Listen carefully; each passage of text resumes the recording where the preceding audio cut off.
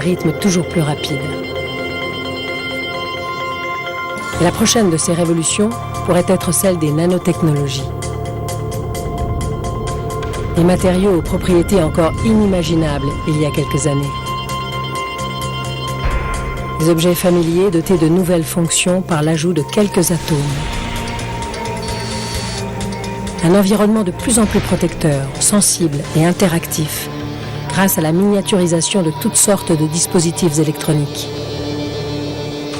Des ordinateurs toujours plus petits, toujours plus puissants, peut-être même les prémices d'une nouvelle forme d'intelligence artificielle à l'écoute de nos moindres besoins.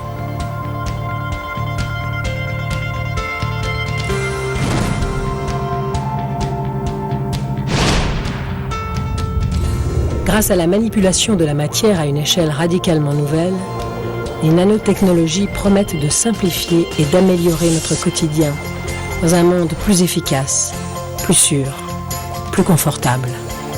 Les nanotechnologies sont une clé pour l'avenir parce qu'elles ne concernent pas un seul type d'application. Elles vont toucher absolument tous les secteurs de nos vies. Les produits issus de ces recherches vont sans doute faire évoluer en profondeur notre rapport au monde qui nous entoure. Mais de quelle manière ? Les pouvoirs démesurés qu'on leur attribue fascinent autant qu'ils inquiètent.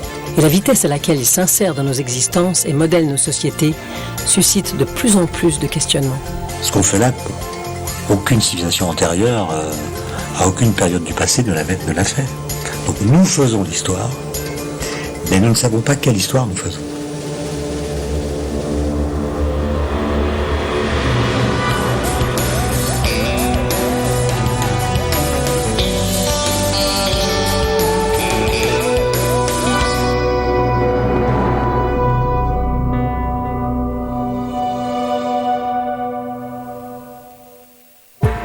Il y a presque 30 ans, l'invention de nouveaux microscopes a ouvert aux chercheurs les portes d'une dimension encore inexplorée, la dimension nano, celle du milliardième de mètre, le monde invisible des atomes et des molécules. À cette échelle, la matière manifeste des propriétés surprenantes. Pouvoir les exploiter promettait une nouvelle révolution, celle des nanotechnologies, une avancée radicale qui allait repousser les limites de pratiquement toutes les technologies actuelles. Aujourd'hui, l'avant-garde des produits issus de ces recherches émerge des laboratoires et fait son entrée dans nos vies. Mais la révolution annoncée, tient-elle ses promesses ?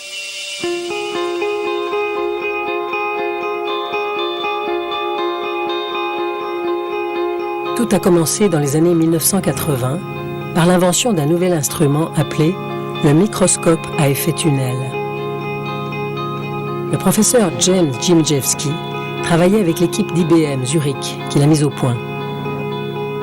Il est une des premières personnes au monde à avoir pu palper la matière à l'incroyable échelle du millionième de millimètre. Car ces microscopes explorent les surfaces comme un aveugle lit une page de braille. Ils utilisent une sonde dont la pointe est constituée d'un atome unique. Lorsqu'elle s'approche à quelques nanomètres de l'échantillon, un échange d'électrons se produit avec l'atome le plus proche. C'est l'effet tunnel. En maintenant ce courant à une valeur constante, la pointe suit, atome par atome, le relief de la surface explorée. Des programmes informatiques convertissent ensuite ces informations en images. Et ces images ont ouvert un monde nouveau aux chercheurs. Grâce au microscope à effet tunnel, les gens ont pu pour la première fois voir des images des atomes et des molécules. Ils ont pu pour la première fois regarder des atomes de silicone sur une surface. Et ça a complètement révolutionné la science. Soudain, on pouvait comprendre la matière d'une manière radicalement nouvelle, sur la base d'atomes individuels plutôt que par millions ou milliards d'atomes, comme c'était le cas jusqu'alors. Mais ce nouvel outil réservait une autre surprise. Lorsque la pointe s'approche encore plus près de la surface, l'échange de courant s'intensifie. Et les chercheurs ont découvert qu'en utilisant cette énergie, ils pouvaient déplacer des atomes un par un.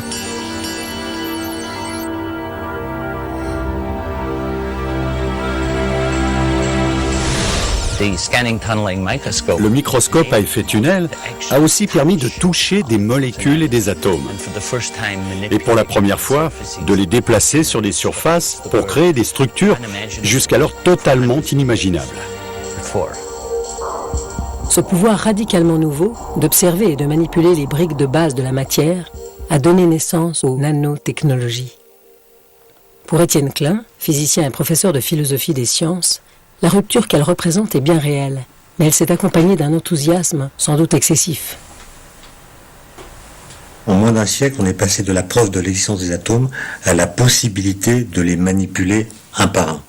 Et évidemment, d'un point de vue technologique, ça ouvre des portes que personne n'avait pu soupçonner quelques années auparavant. Ce qui a fait que les gouvernements sont intéressés dans tous les pays développés aux nanosciences, ça vient d'une initiative américaine en 2002, lancée par deux physiciens qui s'appellent Rocco et Bainbridge, qui ont écrit un rapport sur les nanosciences absolument délirant. C'est-à-dire, ils ont annoncé que grâce à ces nouvelles technologies, l'humanité allait pouvoir résoudre tous les problèmes qui se posent à elle.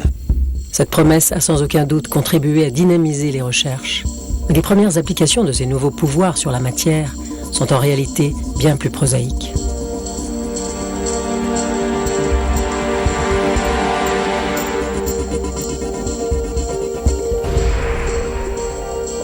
En fait, certaines de ces applications sont déjà parmi nous, mais nous ne les voyons pas.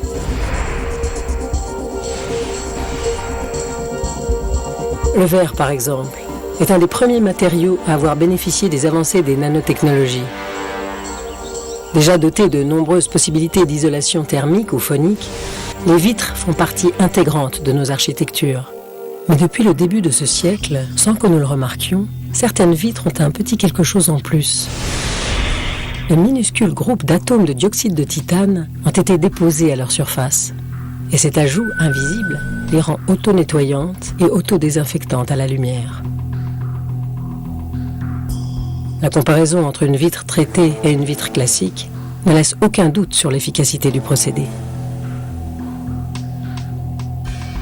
L'interaction entre les rayonnements ultraviolets de la lumière et ces atomes de dioxyde de titane charge d'énergie les molécules d'oxygène environnantes. Cet oxygène, dit réactif, est alors capable de pulvériser les particules de poussière. Et la réaction ne s'arrête pas là. La modification qu'elle entraîne à la surface de la vitre permet d'utiliser la pluie pour compléter ce nettoyage. Sur une vitre classique, l'eau forme des gouttelettes. Mais sur une vitre en nanoverre, elle réagit aux nanostructures et se répand en couches très fines sur la surface. Sous cette forme, elle se glisse plus facilement entre le verre et les poussières et les entraîne en s'écoulant.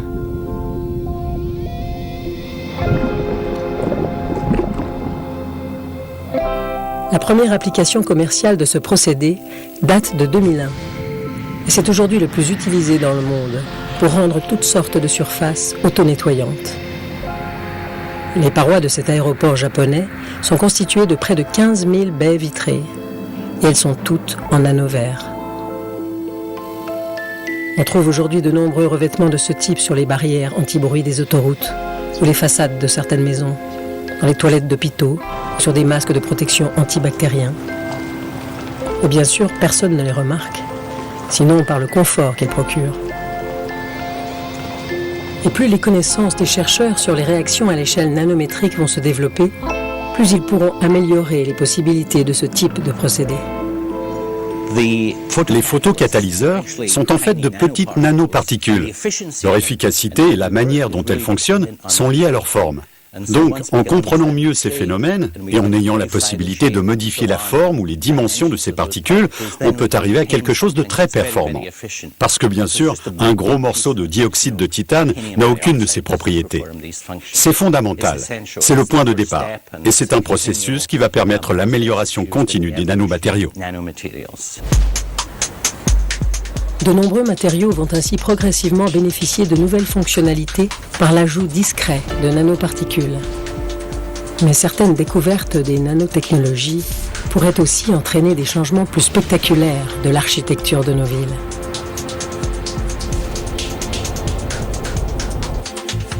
En 1991, parmi les résidus de combustion d'une expérience ayant utilisé un arc électrique, le professeur Iijima découvre un matériau qui avait déjà été signalé dans des conditions similaires, mais jamais vraiment caractérisé.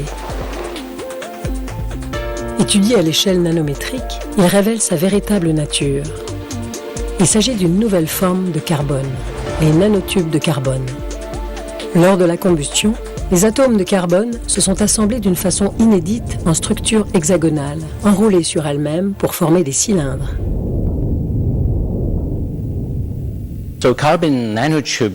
Les nanotubes de carbone sont le premier exemple d'un matériau entièrement créé en laboratoire par l'homme. Ce n'est pas un matériau existant qui a été modifié. Et pouvoir créer ainsi des matériaux, c'est une capacité tout à fait nouvelle.